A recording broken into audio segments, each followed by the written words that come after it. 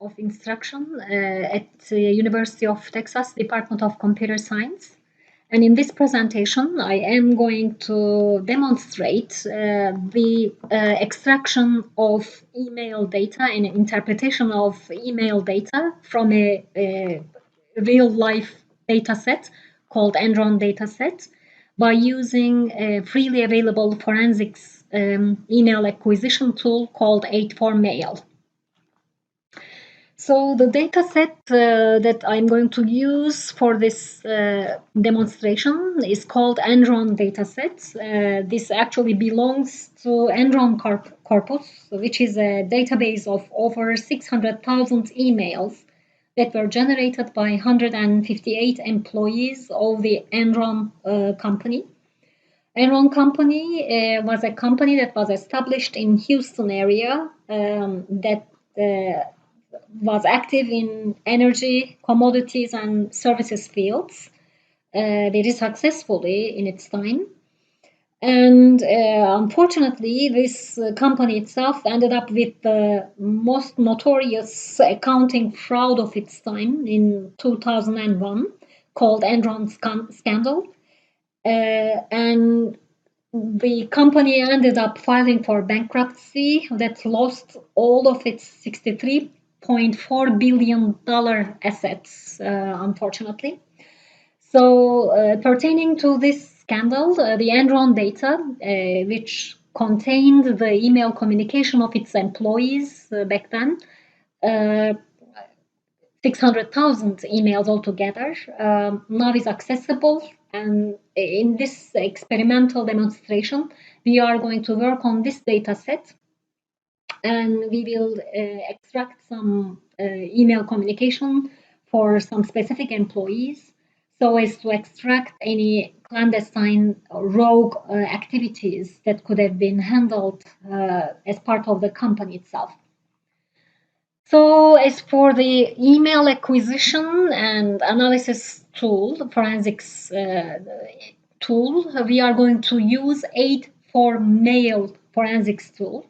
This forensics tool is available from a particular link that I'm going to demonstrate on the screen now. So you can go ahead and download 8-4Mail by simply going to this web link so that it downloads to your computer. Then, as for the Enron email, what you need to do is to go ahead and click on another link that is going to direct us to Enron database itself, publicly available database itself. So as we see, it's made up of a list of several files, and actually if we hover over each, we are going to see at the very bottom of the screen that they are in alphabetically increasing order of first names.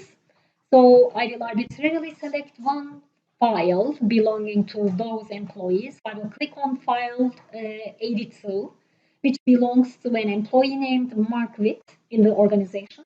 And if I click on it, the email communication that has been handled by this particular employee, Mark Witt, is going to be downloaded on my computer. And eventually I'm going to use this data, email communication data, for extraction purposes and for analysis purposes by using 8-4Mail software. Once the download is complete, the Mark Witt compressed zip file is going to be stored on my computer's hard disk. And if I double click on it, it's going to extract this zip file to create or unzip Mark Witt's Outlook data file in the form of a PST extension. So actually, this is going to be the source file I'm going to feed into 8-4Mail email forensics tool. And I'm going to extract those email communications by Mark Witt via this tool to further analyze them soon. At this point, I'll go ahead and run my 8-4Mail tool, and I will need to select the input file, the PST file, for analysis purposes into that tool.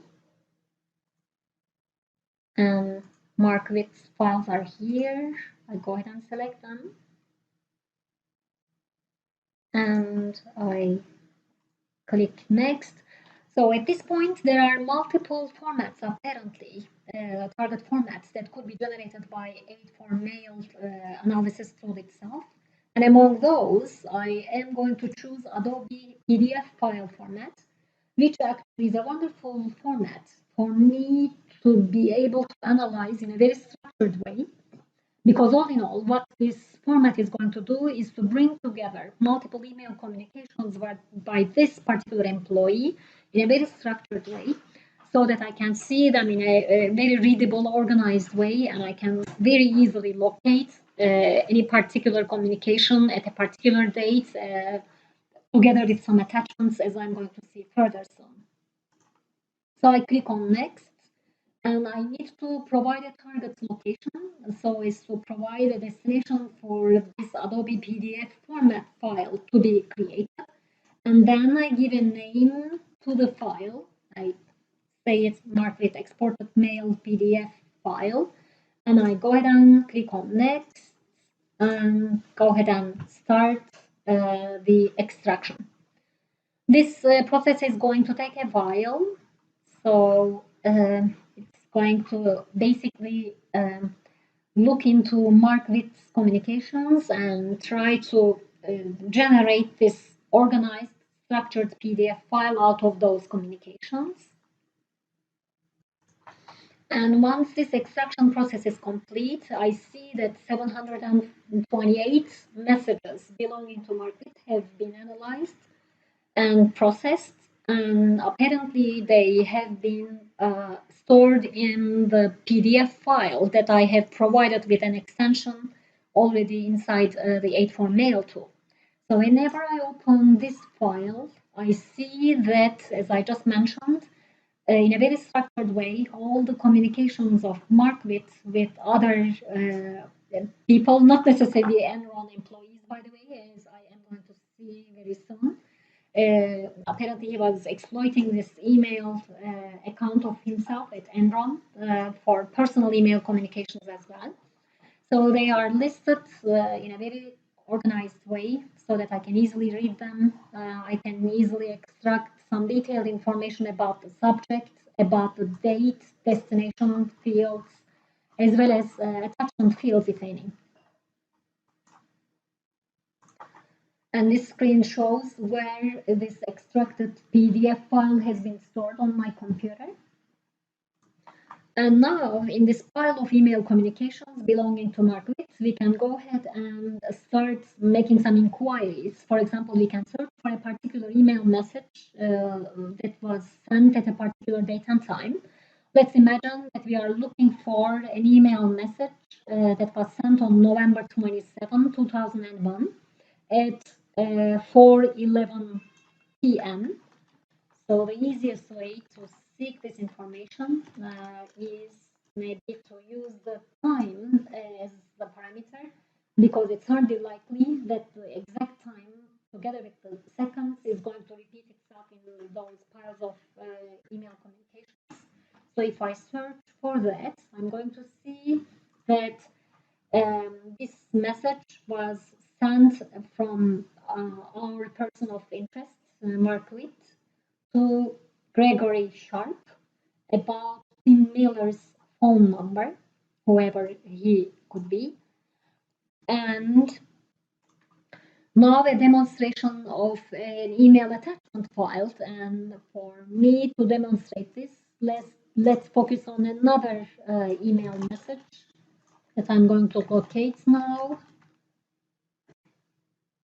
And let's focus on this message now, which was again sent by Markowitz to Dan Bump this time.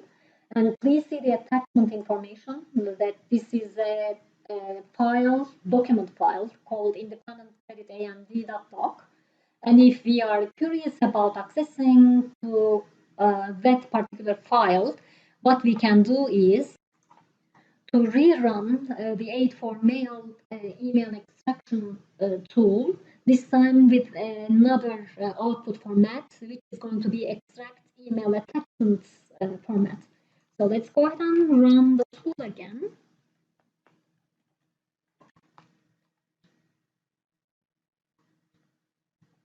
And we are going to select the same input file, the PSD Outlook data file, as an input for extraction.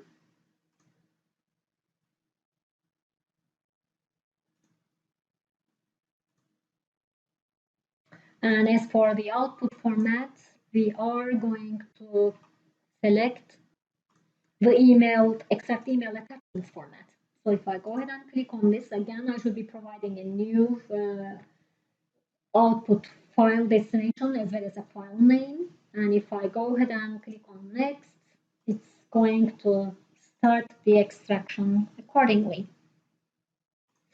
And once this extraction is complete, I am going to see that this time a new format is created, obviously, and belonging to Margaret.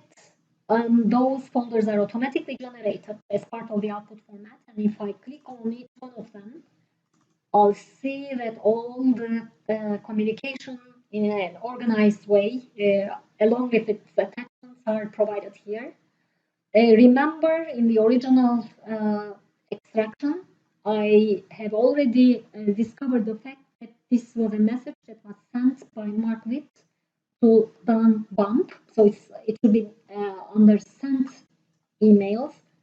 And I click on sent items. I'm lucky that in my first trial, I was able to locate the independent credit AMD file. So if I double click on it to extract its view, I go ahead and see that it's an amendment to gas purchase agreement. Nothing looks to be suspicious in this document, but it could have well been a suspicious document as well.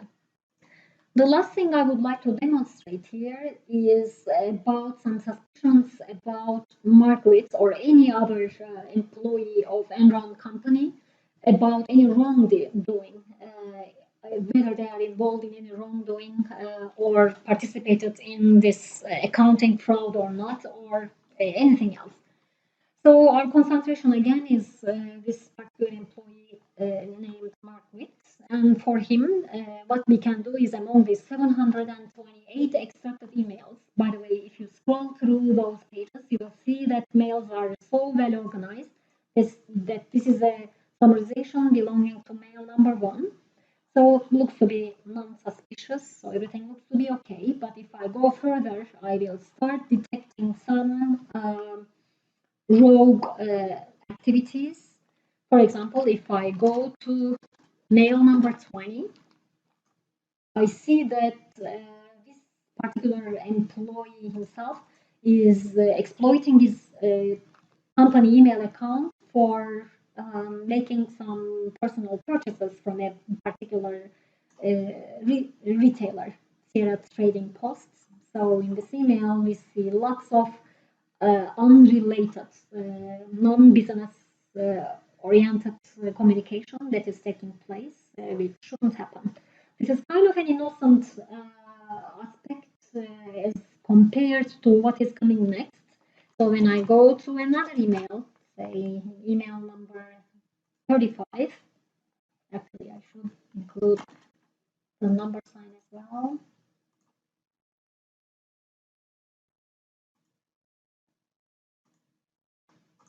So in this email, I see that this email content is completely unacceptable for a business place, that those types of communication should not take place in a professional environment. So this is an obvious exploitation of a business account, unfortunately.